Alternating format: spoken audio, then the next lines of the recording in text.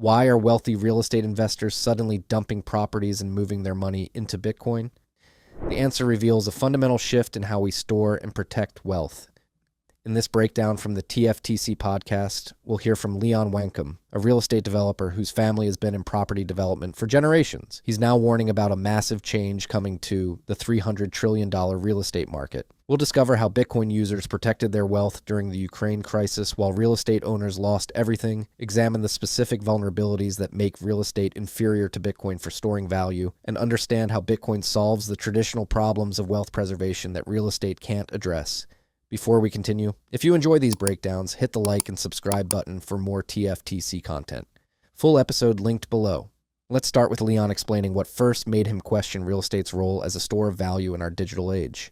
And as I continued my journey in real estate, I started to understand the role of real estate as an inflation hedge. And I also started to understand how broken the fiat system is, because I thought it's actually pretty strange that we live in a digitalized world, but we're using a physical object like real estate to store value that has a very low frequency. It's easy to destroy, low liquidity, and it's also inaccessible as a store of value, right? And then I looked at the market cap of real estate, and I saw the market cap is over $300 trillion. And then I looked at the market cap of Bitcoin. At the time, it was, I don't know what it was, but it was definitely lower than today. Let me break down what Leon just revealed about our current financial system.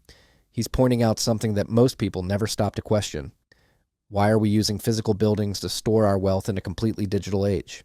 It's like keeping your life savings in a box under your bed when we have sophisticated bank vaults available. When Leon mentions that global real estate is valued at $300 trillion, he's showing us just how many people are stuck using this outdated system to protect their wealth from inflation. But here's the thing. These properties can be damaged, they're expensive to maintain, and they're incredibly difficult to buy or sell quickly. At 1031, we see this problem firsthand through entrepreneurs building solutions to help people move away from this vulnerable system of wealth storage. The reality is that real estate has fundamental weaknesses that most people don't realize until it's too late. This massive valuation also reveals something deeper about our financial system. We've been forced to store wealth in physical assets because, until Bitcoin, there wasn't a digital alternative that couldn't be copied or created at will. Real estate became a default choice not because it was the best option, but because it was one of the few things that offered some protection against currency devaluation. However, this protection comes at an enormous cost in terms of efficiency, mobility, and security. Next, we'll hear Leon explain how Bitcoin's unique properties make it a superior solution for wealth preservation, particularly when it comes to navigating complex tax and regulatory systems. I mean, it's depending on the jurisdiction. I'm going to go through some jurisdictions in the US. As far as I know, if you hold it longer than 1 year, it's not personal income tax, but it's capital gains tax. So in Germany, if you hold it longer than 1 year, selling Bitcoin is tax-free, taking a loan against your Bitcoin is tax-free. You obviously have to pay interest rates on the loan. But if you want to sell the Bitcoin or if you take a loan against it, it's tax-free. So it's also it's a tax-efficient asset. Its value cannot be captured so quickly because if you think about it, if the fiat system is going to continue its downward trajectory, governments are faced with a problem. How can we get more money? This segment really shows us how Bitcoin addresses one of real estate's biggest problems, being caught in complicated tax and regulatory systems.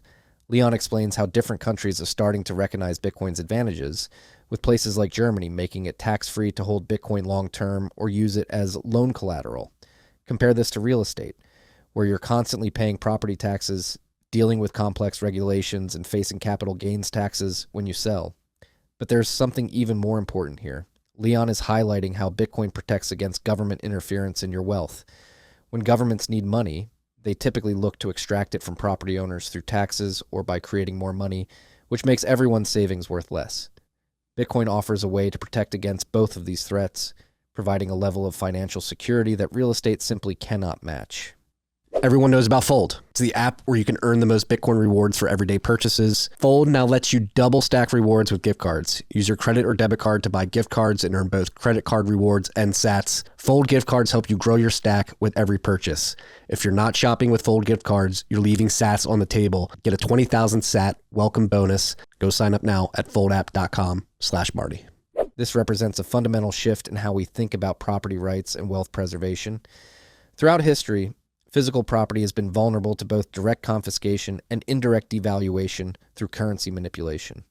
Bitcoin's innovation isn't just technological, it's a breakthrough in how we can own and control value in the digital age. The implications of this extend far beyond simple tax efficiency. It's about creating a form of property that's resistant to the traditional methods of wealth extraction that governments have relied on for centuries. As we'll see in the next clip, this becomes particularly crucial during times of crisis, when the vulnerability of physical assets becomes painfully clear.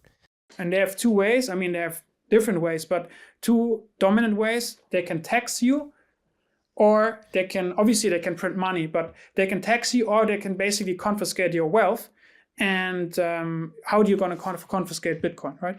You can just leave a jurisdiction with your Bitcoin. It cannot be confiscated so easily. And so there are some benefits of Bitcoin next to it being such a good store of value, meaning it's such a good way of protecting capital, because it's just such a good asset that cannot be stolen. And here right now in Europe, things are going a very negative way. I don't know what's going to happen, but I think people understand that they need to save their value in an asset that cannot be destroyed by a bomb. Now we're getting to the heart of why Bitcoin is superior to real estate for protecting wealth. Leon lays out how governments can either tax your property or print money that devalues it, but Bitcoin resists both these attacks. Think about it. You can't easily seize or destroy Bitcoin like you can with physical property. When he talks about assets that can't be destroyed by bombs, he's not being dramatic. He's describing a real advantage that became tragically clear in recent conflicts.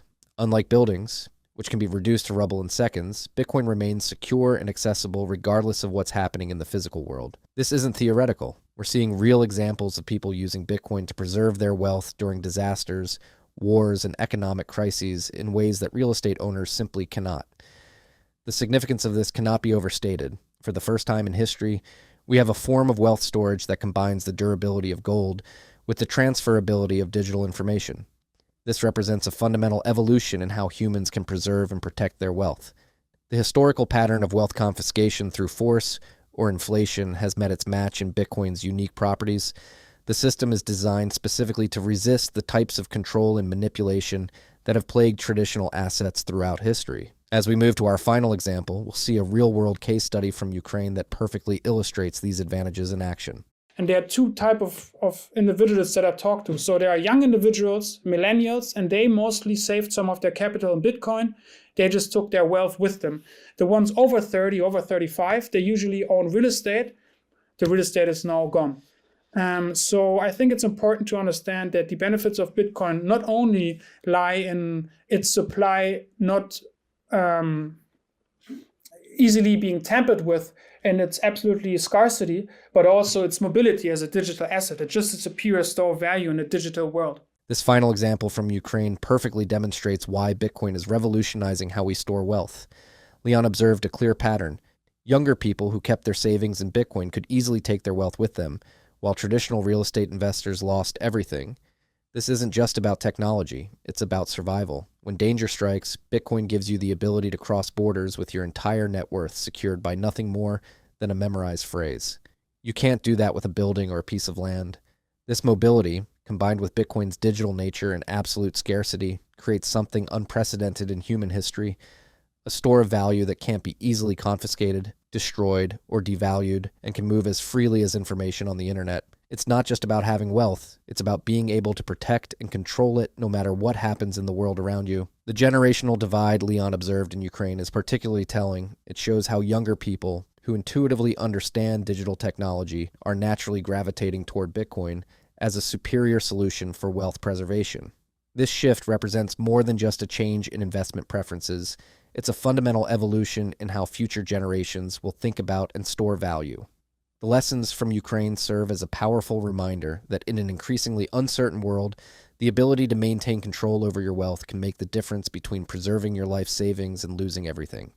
What do you think will happen to real estate prices as more investors move to Bitcoin? Let me know in the comments. I read every single one. And if you found this breakdown of real estate's monetary premium interesting, you'll want to watch our analysis of how wealthy investors suddenly started selling their properties and buying Bitcoin instead. Click the video on your screen now Don't forget to like and subscribe for more daily content. Thanks for watching. Stay humble. Stack sats.